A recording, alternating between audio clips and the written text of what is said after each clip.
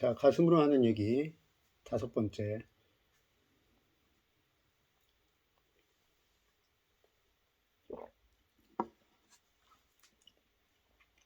자, 원래는 오늘은 이 얘기를 할 생각이 없었는데, 오늘은 요번에 프랑스가 중국을 방문해서 있었던 사건 때문에 워낙 말이 많아서 그 얘기를 좀 했으면 해요. 아, 그리고 누군가 그런 얘기를 하는데 저는 편집 따위는 하지 않습니다.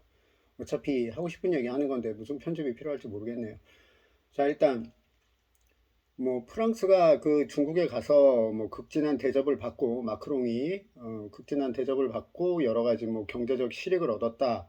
그 부분에 대해서 이렇게 뉴스 댓글을 보면, 우리나라는 어쩌고 저쩌고, 분명히 그 사람들은 한국 사람이 아니라고 저는 생각을 하고 있지만, 그런 얘기들이 많이 떠돌더라고요. 그래서 이제 그 부분에 대해서 얘기를 해보자면, 프랑스라는 나라는 중국을 침략을 했으면 침략을 했지 중국한테 침략을 당해본 적이 없는 나라죠. 거리도 멀고 자기들의 직접적인 이해관계가 크지 않았던 나라죠. 그죠? 그러나 우리나라는 다릅니다.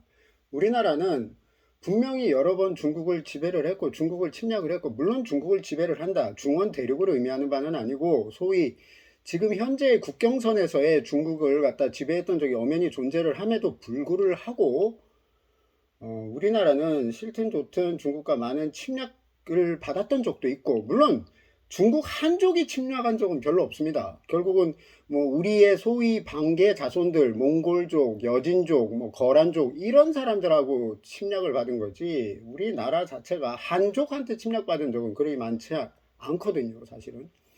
근데 그런 부분들도 모르는 사람들이 많더라고요. 자, 어찌됐든 그런 역사가 있기 때문에 한국이라는 나라가 바라보는 중국과 프랑스가 바라보는 중국이라는 그 개념 자체가 다르죠. 그리고 우리나라는 중국과 바로 국경을 접하고 있습니다. 물론 지금은 북한이라는 어떤 소위 중국인들이 생각하는 그런 입술이 있기 때문에 우리가 바로 중국과 국경을 접하지는 않지만, 바로 인접국은 인접국이죠. 그리고 역사가 되게 복잡하게 연결이 되어 있습니다.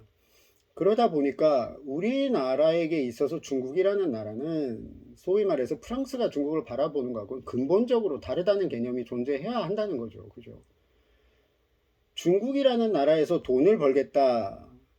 과연 기업을 하는 사람이든 경영을 하든 사람이든 뭘 하는 사람이든 하나의 수입원에 목숨을 건다라는 것은, 글쎄요, 그런 마인드로 경영을 한다면 그 회사가 안 망하는 게 참 대단하지 않을까 싶은데, 마치 일본을 쳐다보면은 알 수 있듯이 일본이라는 경제, 그다음 세계 경제 최고 아니었습니까? 모든 제조업이든 뭐든 일본을 능가할 수 있는 나라가 거의 없었죠. 미국을 제외하면. 미국조차도 일본에게 위협감을 느낄 정도였는데, 그 일본의 모습을 지금 보면, 한 군데 매달리고 자기들의 아집에 쌓여 있으면 어떻게 멸망을 해 가는구나를 지금 우리는 분명히 볼 수가 있습니다. 중국이란 나라는 우리나라를 생각하기에, 여러분도 뻔히 알겠지만은 우리나라를 소위 말해서 독립국적인 차원, 그 다음 대등한 차원으로 바라보질 않거든요. 그게 저는 우습기도 한데 어이가 없기도 한데, 그런 사람들과 경제 관계를 맺어서 돈을 벌겠다? 저번에도 말했지만 그러면 갑이 최고네. 그러면 이제 우리나라에서도 더 이상 갑질이란 말은 사라져야 됩니다. 돈이 먼저니까. 우리 것을 뺏기 위해서 혈안이 되어 있는 인간들이 돈이 좀 있다고 해서 다 내주고 돈을 벌겠다, 그런 마인드를 가진 사람은 한국 사람이 아니죠. 한국 사람 아닙니다, 그 사람들. 우리가 중국 사람들은 이제 더 이상 우리나라 제품 많이 사지도 않죠. 그리고 더 이상 우리나라가 중국에서 돈 벌 것 같아 보이지는 않습니다. 중요한 것은 우리 제품이 좋으면 우리가 중국에서 어떻게든 돈을 받기 위해서 아양을 떨고 무슨 주접을 떠는 것보다는, 아니 우리가 당당하게 우리 제품 그 기술 격차 확실히 내고 제품이 좋으면 당연히 사게 돼 있겠죠. 예. 그거는 당당해야 되지 않을까 싶습니다. 그렇지 않습니까? 제품 좋게 만들면 되죠. 중국이란 나라는 반드시 분열이 돼야 되고, 중국이란 나라는 공산당을 얘기하는 겁니다. 분열이 되고 망해야지만이 우리나라가 통일이 될 수가 있습니다. 중국이라는 대상은 우리가 돈을 벌어야 되는 대상이 아니라 우리가 뺏긴 땅을 되찾아야 되는 대상입니다. 간도를 비롯해서 만주 반드시 되찾아야 되죠. 물론 그러려면 몽고와의 어떤 관계도 중요한데 이건 다음에 얘기하기로 하고, 중국이란 나라는 반드시, 중국 공산당이죠. 중국 공산당은 반드시 무너져야 됩니다. 그리고 그래서 중국이 분열이 돼야 되죠. 그래야 우리는 간도를 되찾고 통일이 되고, 우리 중국이 저렇게 버티고 있는 한 통일되기 되게 힘들거든요. 그러니까 우리 민족을 위해서라도, 우리 후손들을 위해서라도 이런 나라 잘려가지고 위에는 핵무기 만들고 뭐 언제 전쟁 날지 모르고 애들 군대 보내고 이런 나라 물려주긴 싫거든요. 그러니까 반드시 중국은 붕괴가 돼야 되고, 그 중국이 붕괴가 되는 걸 틈타서 우리는 통일을 이루고, 그리고 북벌을 해서 간도와 만주를 반드시 되찾아야 되겠죠. 그게 우리가 중국을 바라봐야 되는 목적은 바로 그 하나밖에 없습니다. 돈은 필요 없습니다. 우리나라는, 우리 민족은 어떻게 해서든 분명히 잘 살아남을 거거든요. 중국이 없어도.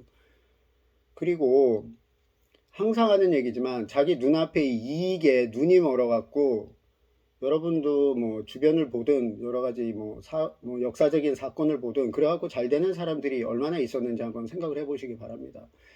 내 눈앞에 지금 당장 먹이가 있다고 그 먹이를 물어갖고 낚시에 잡히는 물고기나, 내 눈앞에 지금 좀 뭔가 먹잇감 같은 게 있다 해서 그거를 무는 그 사람이나, 저는 별로 능지 차이가 없다고 봅니다. 그런 능지 차이가 없는 사람들이 글쎄요, 과연 뭘 이끌어내고 뭘 하고 살 수 있을지 잘 모르겠네요.